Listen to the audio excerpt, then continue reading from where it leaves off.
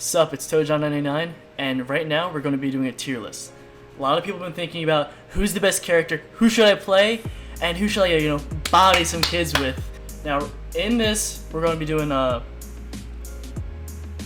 places that the characters usually should be played, the heroes. Not some like off-meta builds, which might be good. Just taking like the character as a whole, right? Starting off, Muriel. Muriel is a solid D tier. She just didn't transfer over well at all. She doesn't give enough shields, or strong enough shields to her allies.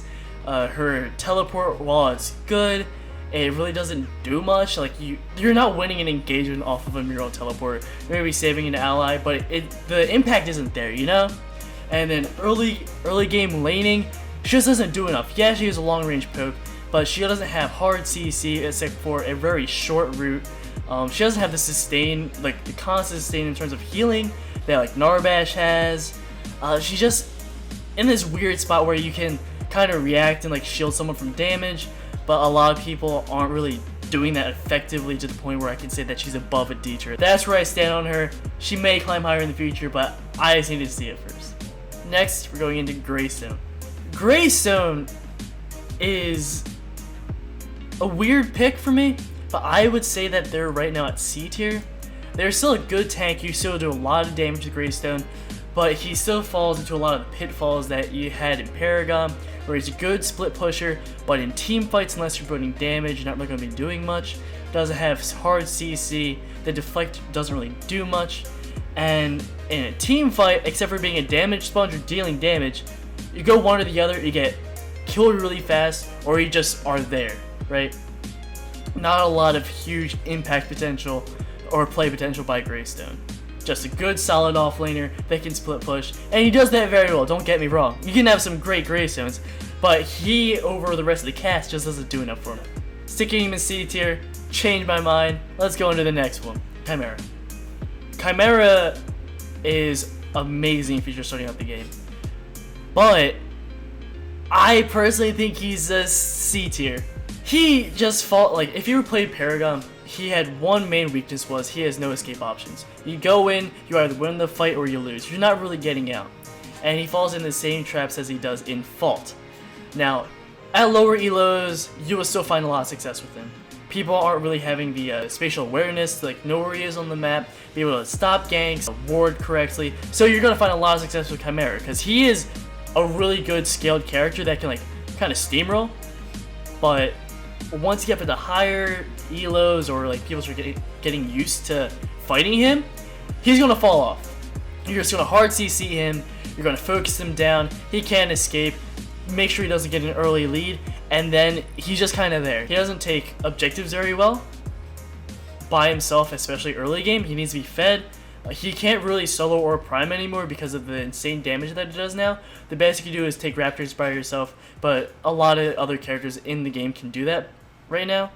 So sticking him in C tier, not sure he's going to ever come out of that, because that's where he was back in Paragon.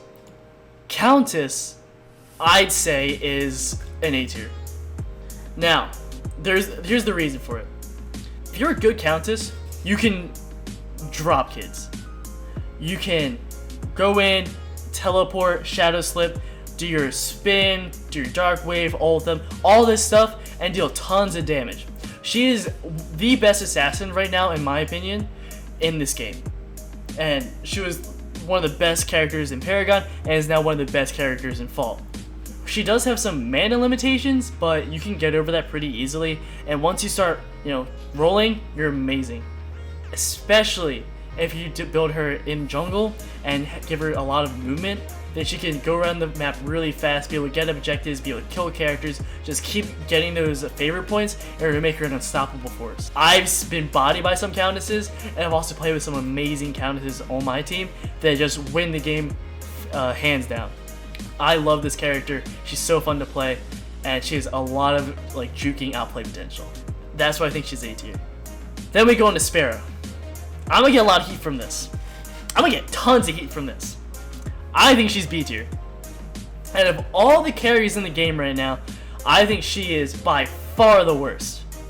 Now here's the problem with Sparrow. It was the same problem she had in Paragon, and she didn't really have that many changes coming in default, except for being able to walk and not get slowed down while doing her charge shot.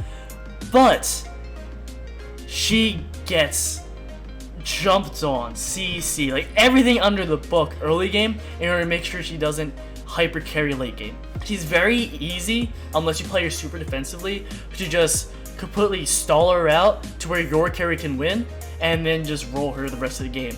She needs to be babysat the entire time that you play with her in the game. By her support, by her jungler, by her mid laner, everything. In order for you to get the payoff. Now this is the caveat. If you can do that, if you can hold her hand, give her farm, give her raptors, eventually give her orb prime, give her all the things that she needs, she will carry the game for you. She does so much damage. Her ultimate makes her take towers so fast because she's getting 3 shots per every single shot that she does, with her passive stacking on top of that. Hail of Arrows, awful ability. But besides that, all her other abilities are like great for damage dealing. She takes raptors insanely fast, even at the 10-minute mark. Orb prime insanely fast, give her life steal, she won't die. She's amazing as a hyper carry, but the reason she's a hyper carry is because she only does damage. She has no utility to slow people down, to get her out of sticky situations. She only does damage, and she does that the best out of any character, hands down, in terms of consistent AD damage. I feel like Sparrow is too squishy and not self-reliant enough to invest that much into her. Unless you're 5-stacking and that's your game plan. It's just very hard to go into a game as Sparrow solo, or even as a duo, and then succeed. Now Steel. When I first started playing this game, I thought Steel was complete garbage. Worst character in the game. But then I played with him some more. Don't get me wrong, I still think Steel support, bad. I don't recommend it. But Steel offlane and Steel jungle, I've seen and played with, and I also played a bunch as Steel in these positions. I think he does very well there. His CC now, moving in default, is insane. His right click stuns you for a second right after you get out of his charge, and then you go into an ultimate, and you literally just die if you go against Steel without ever pressing a button. You can't move. You become like a punching bag for 5 seconds, and it's amazing. He has a lot of potential in those positions, but it's very hard to play him because he doesn't have self-sustain like some of the other characters in jungle. He doesn't do the best early game unless you play really aggressive against other offlaners. You're very committal every time you play him. You go in, you stun them, hit them, stun them, hit them, and that's about it. You don't really have much outplay potential unless you have your ultimate up and a bunch of your other abilities. Then we have our boy Sevarog. Sevarog is a B tier. He is in a weird spot. He is like the best dash in the game, hands down. His dash is so good, goes almost as far as the Gideon teleport. His ultimate's a little lackluster, though you can still get some of the neat outplays, knock people into towers, knocking them into your team, or like to get away. His Siphon is a little weird, like it gives double stacks now, as does all visibility, gives 1 stack for each last hit.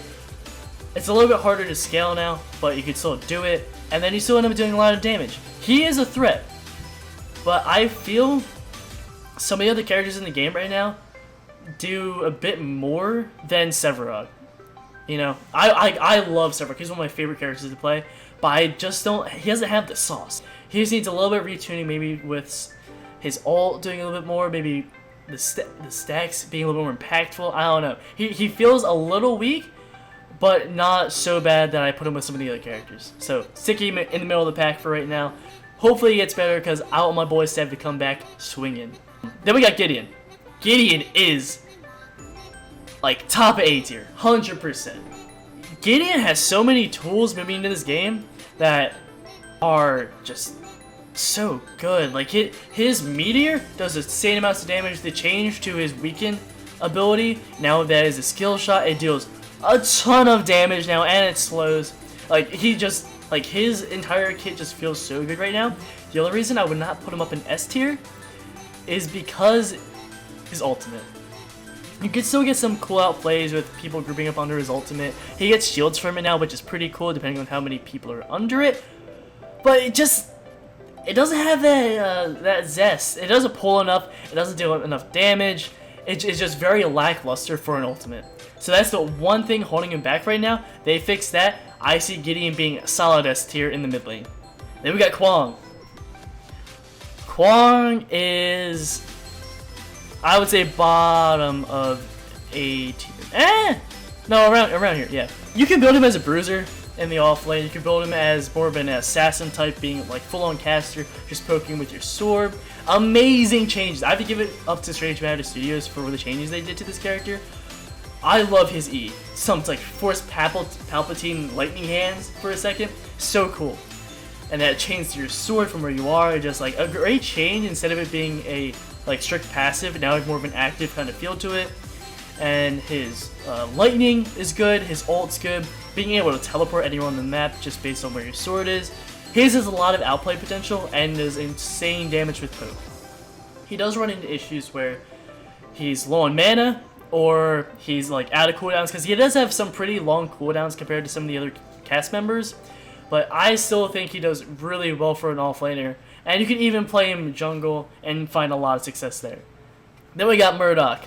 Murdock is the second carry in the game. I personally don't think he's that good. I think he's better than Sparrow much just because he's more self-reliant. His shotgun shreds armor now. It doesn't really do a ton of damage. It's just kind of there. You can't clear minions with it anymore, which is kind of disappointing.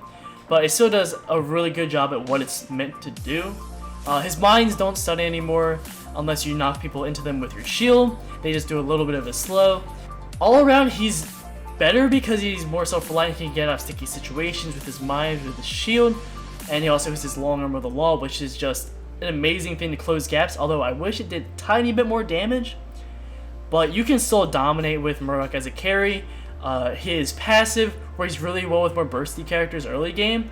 So if you put a Belica in with him, you land the stun into a bomb, 1 or 2 autos, and then you're chasing them down the lane, probably getting the kill because they can't get away in the early game.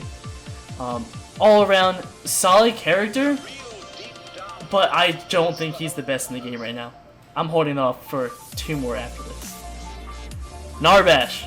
Narbash is, without a doubt, S tier. I think he's the best support in the game right now.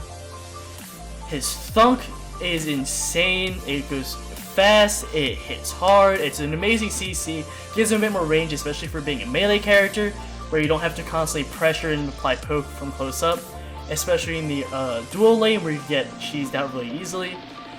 His healing, especially in this game, they did him amazingly in this game with the item system, because now with some of the items you can get a 20% increase to your all healing he does. So his healing, which was lackluster before in Paragon, now is actually very impactful early and mid game, even into late game, to just give you a top off. And then having Scrying Stone to get passive gold now is so good, because you just toggle the healing on once you're in a fight, toggle it back off, toggle on, toggle it back off, each time getting 25 gold while in the duo lane. So good, it makes him a lot better at buying items, getting the gold to purchase to help your team. While his ultimate is a little bleh, it doesn't really do much, he's still a very solid character. Like, honestly, best support in the game, hands down. That just play this character right now if you're going to support. Don't play Muriel. Belica. I think Belica is also S tier. You can play this character in so many positions and find success just because of how damaging her kit is. You can play her as support because she has a stun and a bomb to pressure early game. You can play her as mid lane because she has a drone to shoot enemies once they use abilities, to clear lanes, to have that CC with her stun, her bomb. And you can even play her off lane because you can use basic attacks with her passive now, the drone dealing extra damage. You can like literally force people out of off lane because they're playing a traditional melee character, melee tank there.